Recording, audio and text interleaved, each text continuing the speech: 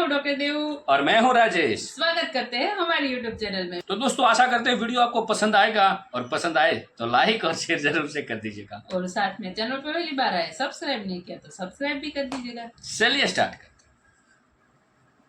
नरेंद्र मोदी कहता है कि उनको अपने 2 वक्त की रोटी खाने दे जैसे वो खा रहे हैं, हमारा उनसे कोई लेना देना नहीं।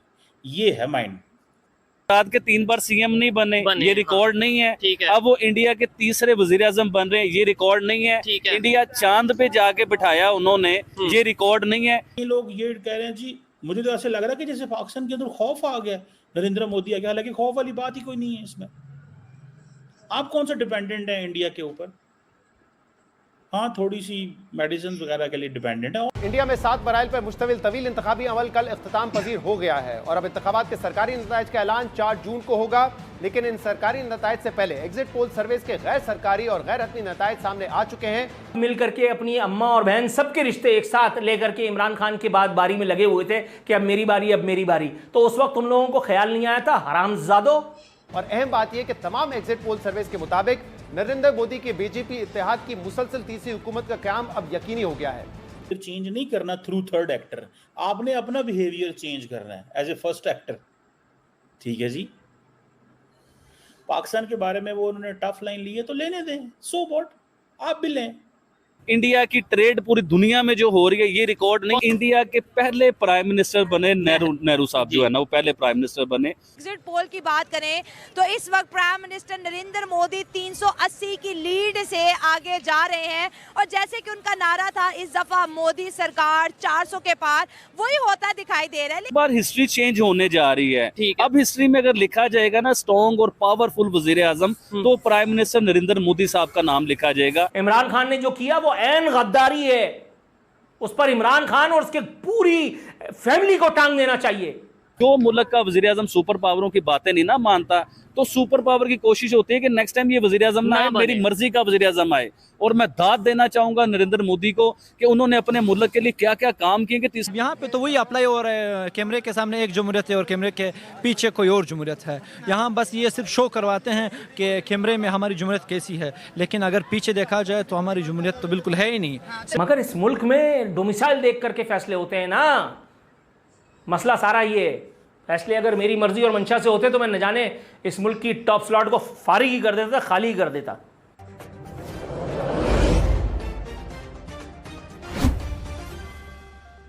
कि वो तीसरे वजीर आजम इंडिया के बन रहे हैं, तीसरी बार वो प्राइम मिनिस्टर बनने जा रहे हैं। ये रिकॉर्ड जो है ना प्राइम मिनिस्टर नरेंद्र मोदी के लिए ये एक आम बात है। पहले वो गुजरात के 3 बार सीएम नहीं बने ये रिकॉर्ड नहीं है। ठीक है। अब वो इंडिया के तीसरे वजीर आजम बन रहे हैं, ये रिकॉर्ड नहीं है। ठीक है। इंडिया चांद पे जाके बिठाया उन्होंने, ये रिकॉर्ड नहीं है। इंडिया की ट्रेड पूरी दुनिया में जो हो रही है ये रिकॉर्ड नहीं है। और मैं क्या क्या कुछ आपको बताऊं कि क्या क्या रिकॉर्ड है, ये तो हमारी ऑडियंस भी बता सकती है कमेंट्स के बीच में भी क्या क्या रिकॉर्ड नरेंद्र मोदी के। और जिस शख्स ने काम किए होते हैं वो जीतता है। ठीक है। और इस पे तो ये चीज मैं भी कहना चाहूंगा कि शायद तारीख में हिस्ट्री में पहली दफा ऐसा हो रहा होगा कि पाकिस्तान की मेन स्ट्रीम मीडिया पे बाकायदा तौर पे ये तारीफ कह लें या ये कह लें कि न्यूज चलाई जा रही है कि इंडिया में नरेंद्र मोदी तीसरी बार गवर्नमेंट बनाने जा रहे हैं और जितनी भी अपोजिशन पार्टी थी वो सब फेल हो गई है, नाकाम हो गई। भाई इधर मैं थोड़ी सी हिस्ट्री आपको बताना चाहूंगा जबरदस्त कि इंडिया के पहले प्राइम मिनिस्टर बने नेहरू साहब जो है ना, वो पहले प्राइम मिनिस्टर बने और वो दूसरी बार तीसरी बार फिर प्राइम मिनिस्टर बने। उसके बाद जो लेडी खातून जो कहा जाता था ना कि इंडिया की सबसे पावरफुल जो स्ट्रॉन्ग थी वजीर आजम, वो इंदिरा गांधी थी जो 2 बार वजीर आजम बनी। लेकिन इस बार हिस्ट्री चेंज होने जा रही है। अब हिस्ट्री में अगर लिखा जाएगा ना स्ट्रॉन्ग और पावरफुल वजीर आजम, तो प्राइम मिनिस्टर नरेंद्र मोदी साहब का नाम लिखा जाएगा कि वो 3 बार वजीर आजम बने और तीसरी बार तो इतने कुछ स्ट्रॉन्ग होकर वजीर आजम बने कि अब उनके फैसले जो है ना बड़े जबरदस्त चलेंगे और बहुत अच्छा सिलसिला चलेगा उस चीज का। चलें, ये तो 4 तारीख को बाकायदा तौर पे, ये तो जो हम मीडिया से देख रहे हैं या यूट्यूब से, सोशल मीडिया से या प्री पोल के थ्रू जो भी चीजें सामने आ रही हैं उसके मुताबिक वो जीत रहे हैं। 4 तारीख को ऑफिशियली इंडियन गवर्नमेंट ये अनाउंस कर देगी, उनके जो भी मतलब ये इलेक्शन कमीशन है वो अनाउंस कर देंगे, तब पता चलेगा कितनी सीटें जो बीजेपी ने ली या दूसरी पार्टीज ने जितनी भी सीटें ली। लेकिन मेन टॉपिक जो पाकिस्तान की, जाहिर बात है पाकिस्तान नहीं है, पाकिस्तान की बात करेंगे, वो बन गए, लेट्स सपोज वो तीसरी दफा प्राइम मिनिस्टर बन गए। पाकिस्तान को इंडिया में नरेंद्र मोदी के तीसरी बार प्राइम मिनिस्टर बनने से क्या फायदा या क्या नुकसान हो सकता है? रिलेशन बेहतर होंगे या नहीं, ये तो मैं आगे जाके बात करूंगा। फायदा नुकसान क्या हो सकता है? देखिए, फायदा पाकिस्तान को बहुत ज्यादा है इस चीज ठीक को है। लेके। देखिए, इसके ऊपर मैं फिर दोबारा आपको एक स्टडी बताना। नरेंद्र मोदी कहता है कि उनको अपने 2 वक्त की रोटी खाने दे, जैसे वो खा रहे हैं, हमारा उनसे कोई लेना देना नहीं। ये है माइंड। अब पाकिस्तान और क्या सोच रहा है? पाकिस्तान ये सोच रहा है जी कि नरेंद्र मोदी जो मैनिफेस्टो में लिखता है उसको इम्प्लीमेंट करता है। उसने राम मंदिर का लिखा था, उसने कर दिया। उसने 370 का लिखा था, उसने कर दिया। उसने कर दी चीजें। अब कई लोग ये कह रहे हैं जी, मुझे तो ऐसे लग रहा है कि जैसे पाकिस्तान के अंदर खौफ आ गया, नरेंद्र मोदी आ गया। हालांकि खौफ वाली बात ही कोई नहीं है इसमें। आप कौन सा डिपेंडेंट है इंडिया के ऊपर? हाँ, थोड़ी सी मेडिसिन वगैरह के लिए डिपेंडेंट है, और क्या चीजें चाहिए? मतलब आपको कौन सा क्या कुछ आता है वहां से? मतलब it's going to be another 5 years just the same, 10 years मोर, दैट्स इट। तो हमने ये 10 साल और गुजार लेंगे तो पिछले कौन सा 75 साल 65 साल में जो है वो बड़ा शीरो शक्कर थे इंडिया के साथ। क्वेश्चन ये नहीं है कि आपने इंडिया का बिहेवियर चेंज नहीं करना थ्रू थर्ड एक्टर, आपने अपना बिहेवियर चेंज करना है एज ए फर्स्ट एक्टर। ठीक है जी। पाकिस्तान के बारे में वो उन्होंने टफ लाइन ली है तो लेने दें, सो व्हाट, आप भी लें। आप किसने रोका है? आपने ले लेके देख लिया ना क्या होता है।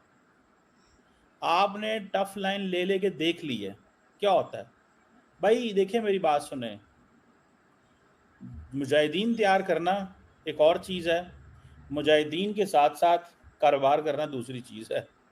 आपने सिर्फ मुजाहिदीन तैयार किए हैं, आपको पता ही नहीं है कारोबार करना कैसे है। आपके वज़ीर आज़म ने ये कहा है कि वो जो पेपर वर्क तैयार करना होता है to convince the Saudis and Emiratis to come in Pakistan, वो आपको आता ही नहीं है।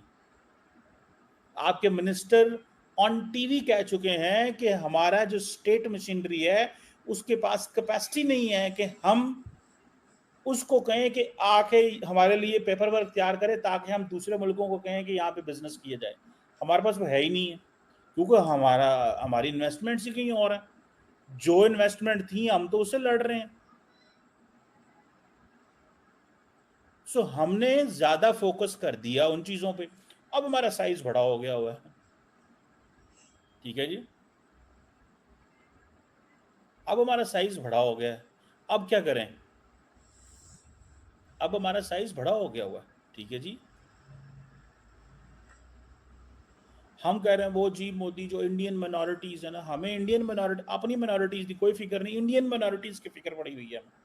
ओ भाई, अमेरिका को इंडियन माइनॉरिटीज की कितनी फिक्र है? बरतानिया को कितनी है? यूरोपियंस को कितनी है? बाकी दुनिया को कितनी है? आप अपनी लाइन लेंथ सीधी करें। हम जब इंडियन माइनॉरिटीज की बात कर रहे होते हैं तो we are talking it from a mindset कि बिकॉज बाकी चीजें तो चल नहीं रही तो चलो इंडियन माइनॉरिटीज पर रौला पा दो। ठीक है, गुड पॉइंट। ऑब्वियसली मतलब कुछ तो कहना होता है ना, मतलब कुछ तो कहेंगे। सो हम उस चीज पे लगे हुए हैं।